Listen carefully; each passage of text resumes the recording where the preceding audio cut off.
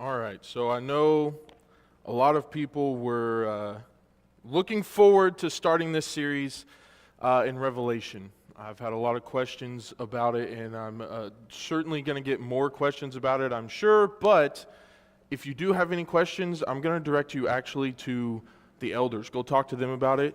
They will have all the answers for all the questions you have about the book of Revelation. I'm going to go ahead and warn you that the stuff we're going to talk about today may get pretty technical, which is why I wanted to try to soften you guys up so that way you're not so mad at me. So I started with a bit of a funny video, lighthearted video to start, but on a more serious note, if you don't get anything else out of this sermon today, just listen for a minute or two, because this is the main point. I'm just going to give it to you straight up right here at the start. Unless we understand the culture and the context that Revelation was written in and written to, unless we understand how to decode the symbols, the letters, the images, and the numbers, and all those things using the right decoder, you and I are going to end up in a very different place than what the Apostle John intended for us to end up at when he wrote this letter.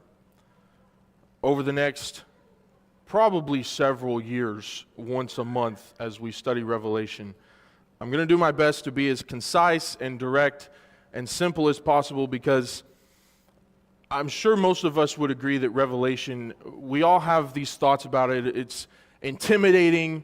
It seems scary. There's a lot of weird imagery in here that we just don't understand. And it is so easily misunderstood, but I think that's such a sad reality that we're so afraid to approach this book, because it is such a blessing, and it has been for thousands of years, for the lives of suffering Christians. Not something to fear or to shy away from. But if you can wrap your head around the concepts and some of the things that I'm going to be talking about, maybe you'll start to see how John's letter has actually been twisted and misunderstood and misapplied to say things and to mean things that John never intended for it to say and to mean. Let's start with just the first 3 verses of the book of Revelation. John's writing and he says, "The revelation of Jesus Christ, that God gave him to show his servants what must soon take place. He made it known by sending his angel to his servant John, who testified to the word of God and to the testimony of Jesus Christ, whatever he saw. Blessed is the one who reads aloud the words of this prophecy, and blessed are those who hear the words of this prophecy and keep what is written in it, because the time is near." That's as far as we're going to get today. 3 verses, so buckle up for this series. First thing I want you to see, how many revelations does John mention in verse number 1? How many? Question and answer. 1. There is 1 revelation, singular. So from now on, when you come up to me and you say, "I'm really enjoying this series in Revelations," or not enjoying it, don't be offended when I correct you and say it's revelation. There's 1 revelation. There's no S on the end. The second thing, does John say that this revelation is being given to him based on things that are going to take place over 2,000 years from now? What does John say? Question and answer. I expect an answer. What does John say? What must take place 2,000 years from now? Soon take place. It's even highlighted for you. Perfect. What must soon take place? When Jesus came to proclaim that the kingdom of heaven was here, what did he say? That the kingdom of heaven is at hand, or that the kingdom of heaven is going to come some 2,000 years from now? Kingdom of heaven is at hand. It is here. That's what Jesus said, and it's the same language. John's not just talking about some distant, far-off future event and reality that's being revealed. He's talking about things that people in John's day needed to hear and that they needed to respond to in their time. Now, does the letter of Revelation, does it talk about future events in some places? Yes, it absolutely does. But the question is the primary message of John's letter to be trying to map out and chart out those things in particular? No, absolutely not. And we'll get into that a little bit. The point is, the future things that are written about aren't given to try to gratify our curiosity it's really given to stimulate our watchfulness. And the majority of the things, like I said, in Revelation, they demand a response from the original recipients.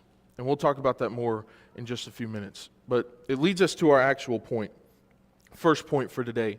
That Revelation made sense to the first people who read it and who heard it.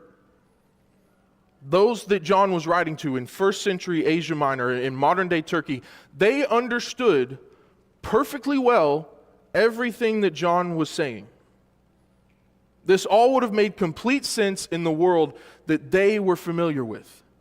Look again at verse 3, and you'll see what I'm talking about. Blessed is the one who reads aloud the words of this prophecy. Blessed is the one who hears the words of this prophecy. Revelation was a letter intended to be read aloud, to be understood, and to be kept and followed by the people that originally heard it, which means that they would have had to have been able to interpret it, to understand it. The challenge for us is that we live in a Western civilization in the 21st century. We don't know the world of first century Asia Minor. That's just not something that is familiar to us. Our problem when we approach Revelation is that oftentimes we try to interpret the book literally. I'm going to put it out there that I firmly believe, I'm convinced the reality is almost everything that John writes about in Revelation is symbolic. That's not to say that there isn't some things that can be learned from taking what he says literally, but at the core, the framework of John's prophecy here is symbolic in nature. For example, and you may write some of these down if you're into taking notes, numbers are something that have heavy symbolic meaning in the book of Revelation. In fact, I would go so far to say that none of the numbers in Revelation should be taken literally outside of the 7 literal churches that John is writing to.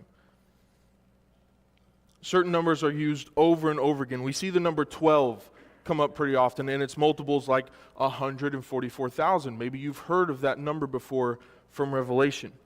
The number 12 is used to symbolize God's people. The number 10 and its multiples like 1,000, 1,000-year reign, are used to describe complete amounts of time. The number 7 is massively important to the book of Revelation, and it's used to symbolize the idea of perfection or of completion. For example, like I said, Revelation is written to 7 churches. We know there's a lot more than 7 churches in that region, though.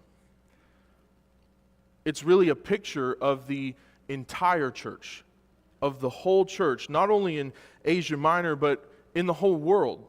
That what's happening in these 7 churches is applicable to what's happening in every church everywhere. We see 7 seals, 7 trumpets, 7 bowls, all of these things combined together to symbolize God's complete judgment on the world. The number 4 is heavily used as well, and it symbolizes the world or the earth. We see the 4 corners, the 4 winds, the 4 horsemen. Sometimes 4 and 7 are used together, like the 4 sets of 7 judgments. The various names of God are also used either 4 or 7 times. The 7 spirits are mentioned 4 times. Jesus is referred to as the Lamb of God 28 times, which, if my Jackson County math serves me well, is 4 times 7. And maybe you're sitting there and you're like, Michael, you have lost your mind. This is absolute insanity. You're reading too much into these numbers. You're going too far.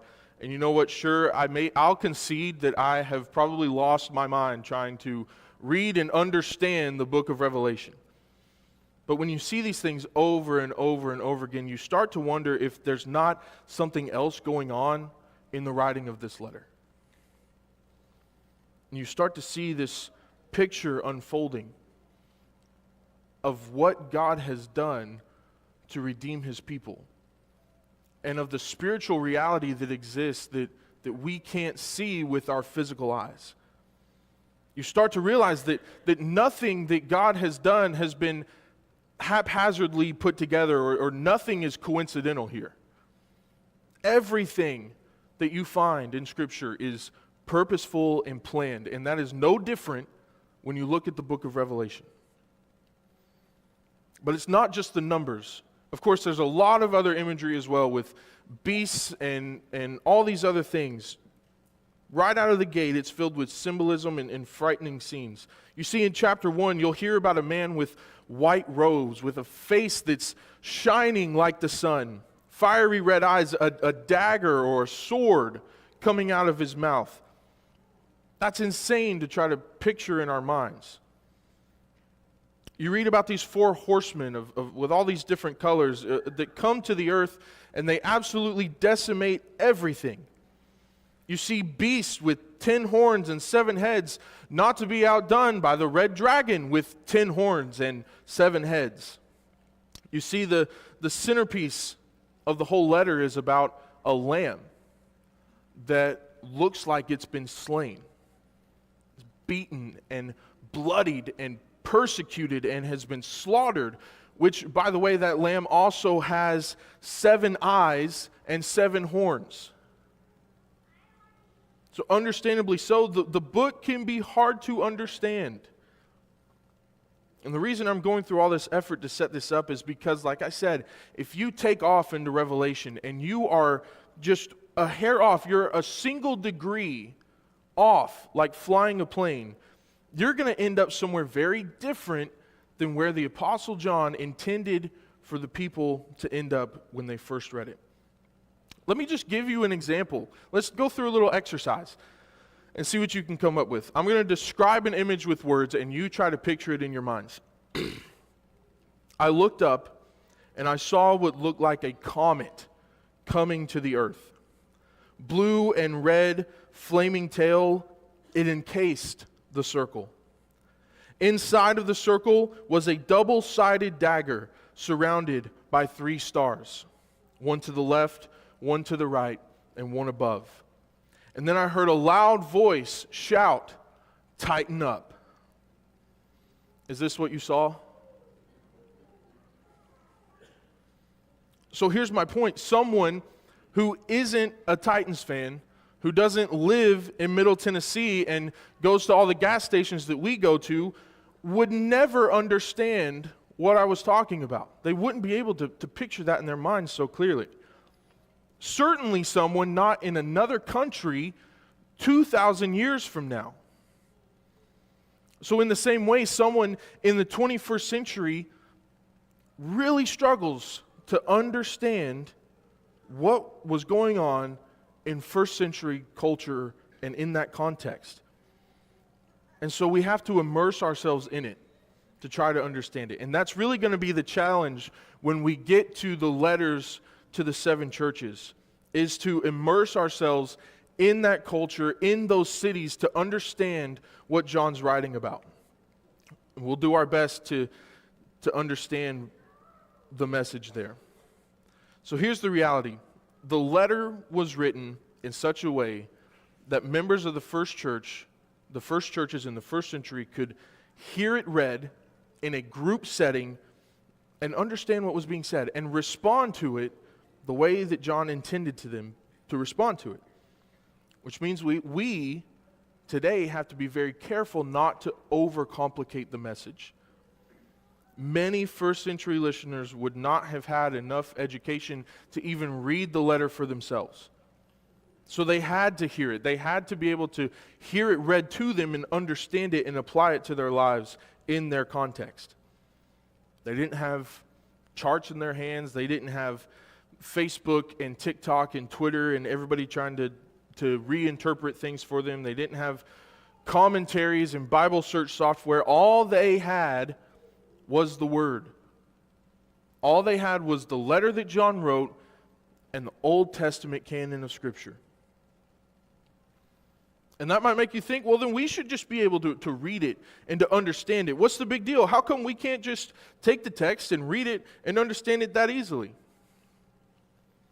And that's really the challenge of not just Revelation, but the Bible as a whole, is that we're not those people. We have to put ourselves into their shoes to understand the message. So that means, especially when we get to those 7 churches, part of the lesson is going to involve understanding the cultural, historical context of those cities so we can understand what it means today. Now, I also want to clarify just a couple of specific words that are important for the book of Revelation, but really are important for all of Scripture, but especially in terms of Revelation. Those 2 words are apocalypse and prophecy. The Greek word for apocalypse is apocalypsis, and it actually shows up in Revelation chapter 1 and verse 1. It's the same word that we read in English as revelation. It literally just means uncovering and unveiling. That is not at all supposed to be a word that strikes fear into the hearts of those that hear it. In fact, the people in the first century would have been really excited when somebody came to town and said, hey, John has written to us an apocalypsis. He's written a letter to us to reveal something about God to us. This isn't just talking about a battle for the end of the world. This isn't death and decay and destruction. It's an unveiling. It's a revelation. And then the second word is prophecy. And we think of prophets. When we think of prophets, we often think of foretelling events, of telling about things that are going to happen down the road, warning people of things that are to come. The problem with that is it's really only half the definition. Actually, more often than not, prophecy in the Bible was simply the forthtelling of God's Word.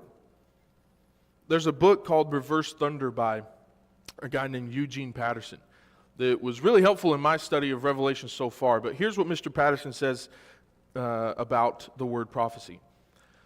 The prophet says that God is speaking now, not yesterday. The prophet is speaking now, not tomorrow. It's not a past word that can be analyzed and then walked away from. Neither is it a future word that can be fantasized into an escapist diversion. He's saying that when a prophet speaks, whoever is there at that point in time has to respond. There has to be a response. Now, don't hear what I'm not saying. I'm not saying that Revelation doesn't have future predictive prophecy and foretelling of things that are yet to happen. I'm not saying that. There are things that will happen in the future that we haven't seen yet, of God's coming judgment, of Christ's return, the lake of fire, the end of time. We've not seen those things yet. All those things are coming in the future, but those are not really the main emphasis of the book of Revelation. Revelation was written to a group of suffering Christians in the first century that they could digest and apply to their lives and respond in their own time. So that's the tricky part for us. In order to understand our action and our response today, we have to know what it meant to the people who first heard it. Which should lead us to really think about the way we interpret all of Scripture in general. There's a principle I learned a while ago that I'm going to share with you that really changed the way that I interpret and meditate on Scripture. The phrase goes like this: a text of Scripture cannot mean something today that it didn't mean to the original hearers. And with that, there's basically a couple ways that you can study or try to interpret any sort of text in the Bible. Lexi has heard me say these words over and over again. She hates these words and wishes sometimes that I would shut up about them, but I'm going to explain them anyway. The first word is eisegesis, which is reading into the text things that I already believe. I've made up my mind about this, and so I'm going to go to Scripture. I'm going to find proof text to try to back up what I already claim to be true. Then you have exegesis, which is what most of us that preach to you on Sunday mornings try to do, is we try to pull the meaning out of the text and see what God has to say to his people. So to be clear, eisegesis, bad; exegesis, good. But let me give you another option, which is really what I think we struggle with in the 21st century church, and that is the word narcigesis. It's a narcissistic way of reading the Bible where we try to find ourselves in the text. We read the Bible and we try to make it all about us, all about me. We read what's happening in its pages and we try to tie it to current events. We've got our Bible in one hand and the newspaper or our Facebook feeds or Twitter profiles in the other hand. For example, during the Protestant Reformation, many believers, many reformers believed that the Pope was the Antichrist. And over the course of history, the Antichrist has been reinterpreted to apply to all sorts of different people, from Napoleon to Hitler and Mussolini and all sorts of people. And especially once Israel became its own nation about 70 or so years ago, there's been this heightened in the world where we try to see every detail of Revelation through the eyes of current events. The problem with reading and interpreting Scripture this way, as if every single thing applies directly to me and that it's written to me, is that when we do that, we have to rework the meaning every generation. Every individual person has to rework the meaning to fit the context of their lives. That makes Scripture completely irrelevant to those that first heard it. Like I said, Scripture cannot mean something today that it didn't mean to the original hearers. So let me state it bluntly. The Bible was not written to you. The Bible was not written to me. It was written to and for a specific person or to specific groups of people at a specific time for a specific purpose, and we get to benefit from it. God revealed himself to these people, and by doing so, we get to understand who God is and what he did for the world. So while it wasn't written to you, it was written for you. We just have to be careful that we leave the text of not just Revelation, but all of Scripture in its context so that we can understand its original meaning and learn what God has revealed about himself to his people in any time and in any place. One of the biggest examples of where this causes problem is the amount of division that we find specifically when it comes to the millennium or the 1,000-year reign. Which, by the way, doesn't even come up until Revelation chapter 20. Chapter 20 is where people immediately jump to and start pulling out their pitchforks and torches. Christians have debated for centuries what this means and how it relates to the return of Jesus, and there's basically three views on the millennium. Premillennialism says that Jesus will return before the 1,000-year reign. Postmillennialism says that he will return after the 1,000-year reign. And amillennialism says that the 1,000-year reign is symbolic for the present age that started at Christ's ascension, that the 1,000-year reign of Christ has already begun. There's actually a fourth view, too, which is panmillennialism, who just says that everything's going to pan out in the end anyway, and it's not that big of a deal. Like I said, that doesn't even come up until chapter 20. People have skipped through the rest of the book, through the whole Bible, and jumped to the end to talk about Christ's return without even understanding the nature of God's kingdom, of the work that Christ did before his return. I could really bog you down with a lot of information about all these views, but that's not the point I want to make. I bring this up for two specific reasons. First is to simply point out that there are different views that are held by sincere followers of Christ on many different things in not just the book of Revelation, but in Scripture as a whole. And we have to be careful not to let those differing views divide us. Now, there are some things that we cannot compromise on. But there are some things that truly are not worth dividing over, of splitting a church over. Some of you, I'm sure, have studied Revelation, and you're going to have different convictions about how to interpret certain things, like how to understand the millennial reign. You may believe something that's different than what I end up teaching. That doesn't mean that we have to break fellowship. That doesn't mean that we're enemies. After all, it's supposed to be 1,000 years of peace.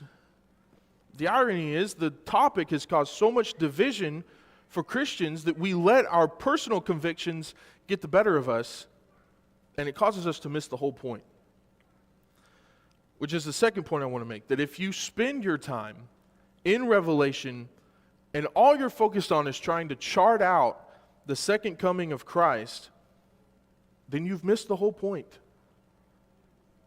John did not write this account so that you could just sit back, kick back, and just watch for the signs and create flowcharts and try to predict when Jesus is coming back. It wasn't written to cause division and to promote speculation about the coming of Christ. In fact, I would go so far as to say the primary purpose of the letter was not to address the future coming of Christ at all. Is it in there? Yeah, it is. Does it touch on the end of the world as we know it? Sure, it does. But here's the primary point. Revelation was written to give Christians an unshakable hope in the present. As John is writing this letter, as these things are being revealed to him, God is revealing his truth to the hearts of brothers and sisters who are suffering. These Christians are looking around and their world is just falling apart around them. The church is under attack. Christians are literally losing their lives because of the name of Christ. They're wondering, what is even going on here? Christ is supposed to be in control, yet we're all dying for this. What is the point?